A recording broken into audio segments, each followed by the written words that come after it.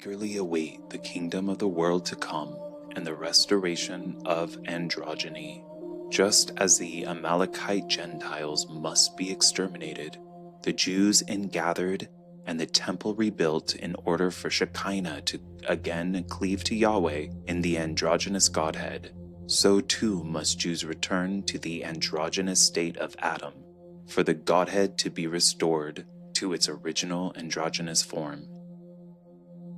The transhumanist movement and the postgenderists seek to use the technologies of gene manipulation and cloning to create androgynous and immortal post-humans, who are supposedly created in the original form of Adam before Eve was separated out from Adam, and before humanity was cursed with death and childbirth.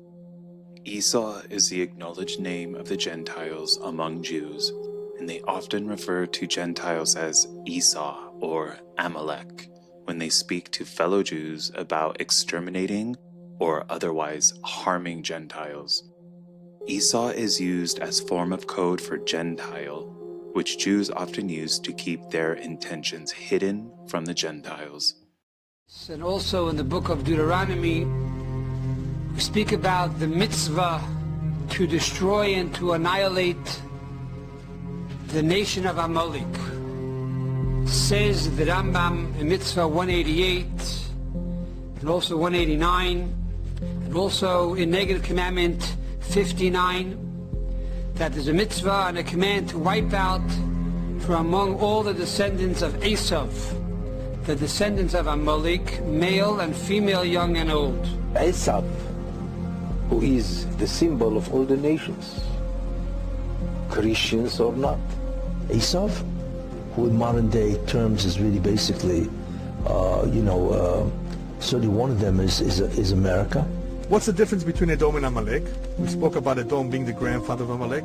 Amalek is Germany, so who's Edom?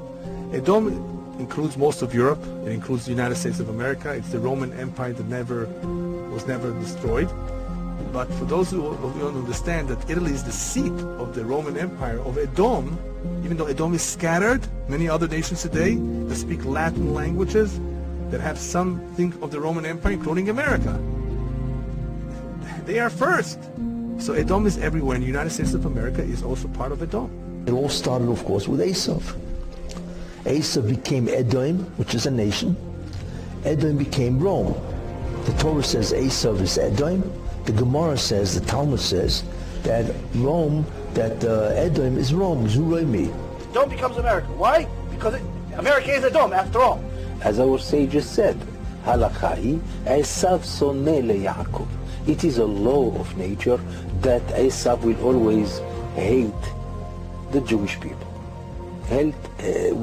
Will hate Jacob. Jacob is the Jewish people. And Esav is the non-Jewish world.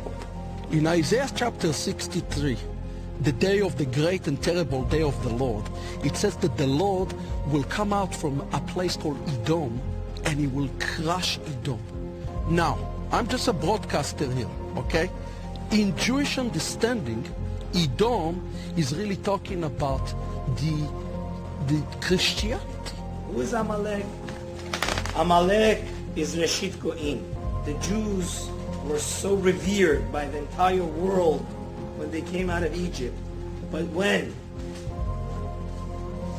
Amalek, which is the grandchild of Esav, Yaakov's brother, saw them, Amalek came and attacked the Jews. And therefore God commands us that we should never forget this. This is why the most important Torah reading of the year is Zachor. God commands Moses to tell Yoshua that he must annihilate Amalek. And this battle between Amalek, good and evil, goes from generation to generation. Because Amalek is darkness. They're the antithesis to godliness and holiness. Everything the Jewish nation stands for, if the Jewish nation stands for humility, godliness, light, they are darkness. And we are commanded to destroy this, because Amalek is not only a physical nation, it's a spiritual energy. It's a negative force of darkness. It's mitzvah from the Torah, one of the 613 commandments, is to remember to erase the nation of Amalek, the memory of them even, not only physically to erase them from the face of the earth. Anything that reminds us about them is mitzvah to dismiss and to erase it from the face of the earth. Hashem said to King Shaul, now it's time to destroy Amalek. Don't leave one survivor. Destroy the entire nation of Amalek with their animals, everything that is owned by them. No Jews allowed to enjoy from it. Do not leave any memory from them. Hashem say, do not have mercy on the children. Kill all their children also. Why? There's no difference between them and their children. In 10 years from now, these children will attack you on the way. Hashem knows, God knows. You kill all men and all women, me'olel ve'ad yonek, even babies who breastfeed. Amazing. Mishor ve'ad seh, all oxes, all goats, camels, donkeys. Don't leave anything, any memory from this filthy nation. Why are the nations, why are the green? The idol worshippers. Why are they mezoamim? What's mezoamim? Mezoamim means they're impure. Their natural state is being impure. A Goy's natural state is impurity. Erase the name of Amalek. Do not forget. We assume that anyway every enemy of Israel, every anti-Semite stems from the seed of Amalek. This is what Hashem said. Pakadeti et asher asa Amalek liYisrael. The nature of this nation Amalek, and it's not only the Germans, it's most of the European countries. That's where Amalek is. Blotting out the memory of Amalek is a military command, literally to destroy Amalek.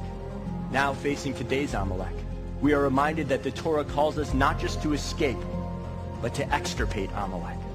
We are commanded to do real and literal battle against it.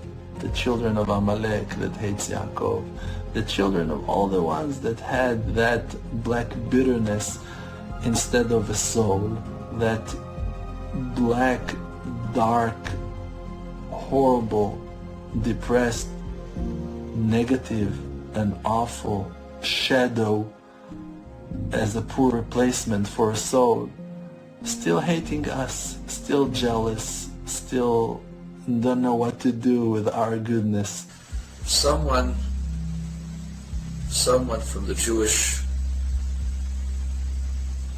special forces will take you out, just like they take out hundreds of Muslim criminals, hundreds of jihadists each year.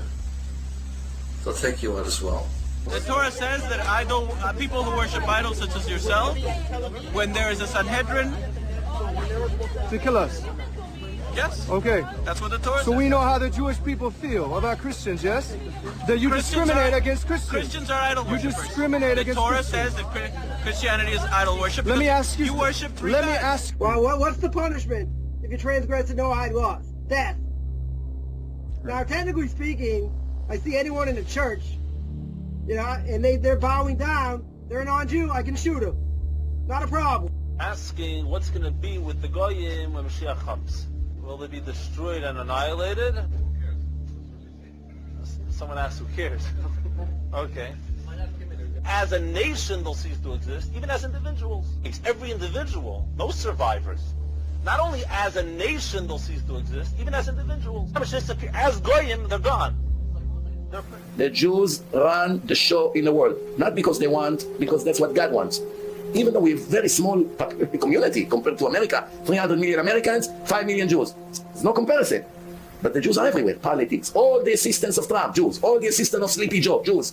Obama, Jews. Everyone around there, Reform Jew, Conservative Jews, Chabadnik, this, convert. It's all somehow. Same thing was in Spain. Same thing was in... Ladies and gentlemen, let us take a moment to pause and unite our hearts in prayer. Almighty God, creator of the heaven and earth, we also pray for our friend and ally Israel, that she should eradicate her enemies, bless President Donald J. Trump. May we move forward together seeking to build a future that reflects the will of God and his values based on the 7 Noahide laws that will unite us all together. Based on the 7 Noahide laws. And a prayer in Hebrew, Misha Berach Avasenu, Avram Yitzchak. The Sanhedrin also called on the new president to acknowledge and uphold the 7 Noahide laws. This here is from gotquestions.com, a familiar Christian site that many people use for research, and it says something very important which I'm going to show you proof of towards the latter of this film. It says the Talmud, again the oral written traditions of the rabbis, calls for the capital punishment for Gentiles who violate the Noahide laws. And this has led some to debate as to whether or not Christians who worship Jesus Christ are guilty of violating the first Noahide law and therefore deserving of the death penalty. I could go on and on and on. I read testimonies, watched videos, I went to Jewish source papers, even learned about how the Chabad organization is working tirelessly with the UN to use the Noahide laws to encompass all Gentiles under Judaism. You can even go here to Noahide.com, where they even thank Nikki Haley for working to bring about world peace through the Noahide laws. In case you're not aware, the first law, no idolatry, for the Chabad organization and for the Sanhedrin, which will be helping enforce these laws, includes no belief in Jesus. And according to the 1906 Jewish Encyclopedia, the punishment for breaking the Noahide laws, which would include belief in Jesus, is decapitation, as you can see here in the Jewish Encyclopedia under Noahide laws. The most vulnerable people to fall prey to this false teaching of Noahide are the sect of Hebrew roots that deny the deity of Jesus. I fear that many of them will have no problem denying Jesus. It states that no one may worship an idol in the way that it is normally worshipped, which perhaps leaves room to believe that Jesus lived on earth and was a good man, but was not the fullness of the Godhead manifested. If that is the case, many in the Hebrew roots movement have already devalued Jesus, so that wouldn't be an issue for them. They may keep their head, but lose their soul in eternity. If the Hebrew roots movement is so good and the right way to please God, then how could it be leading so many Christians out of the churches, into Hebrew roots, rejecting Jesus and converting to Judaism? There's no other religion on earth today that is sending people in droves to abandon Jesus and embrace Judaism. We're nearing the end and all the pieces are falling into place for the Sanhedrin to be reinstated and the temple to be built and the false Messiah to arrive and for Judaism to spread across the world, and many Hebrew roots people will be deceived. This man is a Jew who grew up attending a yeshiva, which is a school for boys, and he's met with many leaders in Israel. He reads and speaks Hebrew, and he was a former CIA agent. But the Hebrew Roots movement, something I'm planning on doing a very serious video about in the very near future, about how that there has been much infiltration and from the very beginning of this movement in order to draw Christians back to Judaism. And you may not realize what the ultimate goal of this was. There have been CIA operatives, FBI infiltrations into the organization. There are leaders that work with them, that work also with Mossad and others, and Jesuits that have infiltrated these organizations here to be able to get the people to move towards Judaism. And in fact, it is the one group of people that have had the largest number of members of any organization in Christianity in the world was the Hebrew Roots movement that have gone back to Judaism. In order to understand the Noahide laws better, we first have to learn who the Grand High Kabbalist of the 20th century is and how powerful he was.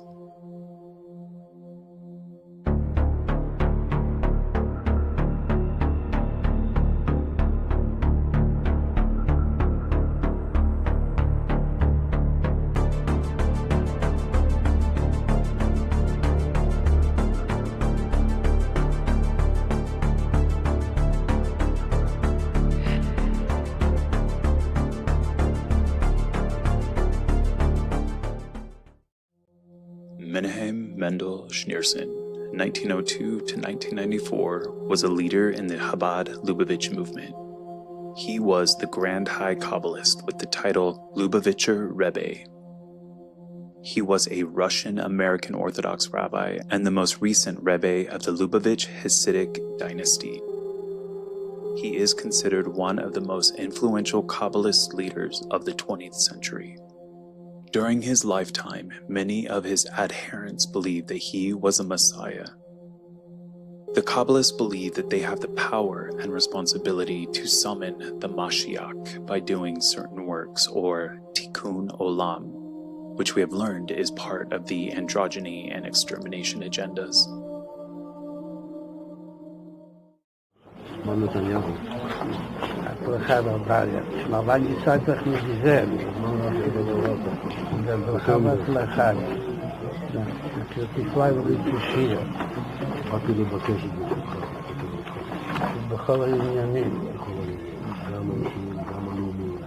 בזמן שישראל לאחרונה נתקצו כמה עניינים. מה שרואה עוד, וגם מצא שעדיין משיח ליבו. אז הייתה משהו עם מה ידיעתו. הכנראה שהיא מספיק, כאילו שהיום כבר כמה שעות בגיל עדיין ליבו. אבל יש עוד כמה שעות, אבל יש להשתדל גם היום, בבשורות טובות. Grand High Kabbalist Rebbe Schneerson was so powerful and influential that in 1978, the U.S. Congress asked President Jimmy Carter to designate Schneerson's birthday as the National Education Day in the United States. It has been since renamed as Education and Sharing Day. But under the cover of this National Education and Sharing Day, President George Bush Sr. also slipped in Public Law 102-14, which establishes the Kabbalist 7 Noahide laws as the supreme law of the land.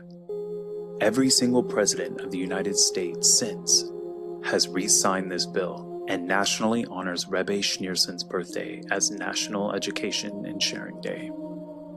U.S. Congressman William Dennemeyer, who served from 1979 to 1992, warned Christians and publicly stated, in very basic terms, the law forbids the worship of Jesus Christ and the mention of his name under penalty of death by beheading. He warned there would soon come a day when the Noahide laws will be enforced, along with their penalties. Under the Affordable Care Act, death by guillotine is an actual inclusion for the use of capital punishment. Just as the Noahide laws were classified under an education bill, death by beheading by guillotine is classified under Medical Code ICD-9 E978 under legal execution.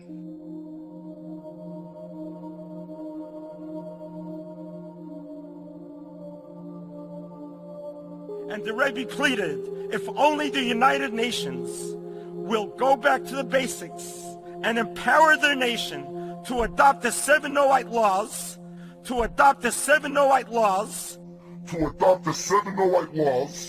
then this world would be a very different world. Death by firing squad, electrocution, or poison gas. Under a new rule filed by the Trump administration, these methods can now be used to carry out executions for federal death sentences in addition to lethal injection. Very much in favor of the death penalty. We have to bring back the death penalty. They have to pay the ultimate price. Death penalty. Bring it forth.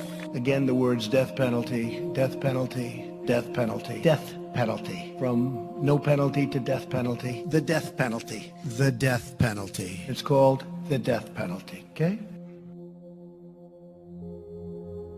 Two ultra-Orthodox members of Prime Minister Netanyahu's coalition have introduced a bill that would punish believers for sharing the gospel of Jesus with prison time. United Torah Judaism Knesset members Moshe Gafni and Yaakov Asher introduced legislation last week making it illegal to share in conversation or produce content online, in print, or by mail. Their explanation of the bill emphasizes a warning to stop Christians in particular. You know what Israel need today? They need Yeshua. They need Yeshua. But if you bring Jesus, you bring the wrong guy. Don't bring us Jesus. But if you bring Jesus, you bring the wrong guy. Don't bring us Jesus. The name Jesus is really Yeshua.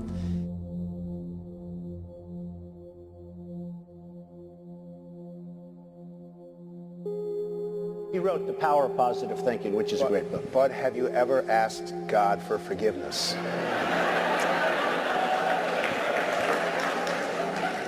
I'm not sure I have. I just go and try and do a better job from there. I don't think so. I think if I do something wrong, I think I just try and make it right. I don't bring God into that picture. I don't. Christians, get out and vote just this time. You won't have to do it anymore. 4 more years, you know what? It'll be fixed. It'll be fine. You won't have to vote anymore, my beautiful Christians. I love you, Christians. I'm a Christian. I love you. Get out. You got to get out and vote. In 4 years, you don't have to vote again.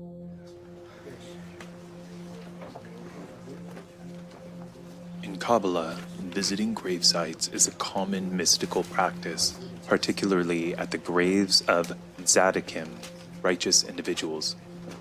This is Donald Trump in October of 2024, visiting the gravesite of Grand High Kabbalist Rebbe Schneerson. You can also see Trump's Kabbalah handlers next to him, who seem to be guiding him in this ritual. Kabbalah teaches that tzaddikim, righteous individuals, continue to shield the world even after their death, their prayers and blessings still effective. Visiting their gravesites allows one to tap into this merit and benefit from their intercession, holiness, and merit of the righteous one's grave to amplify one's own prayers to their God, Ian Sof.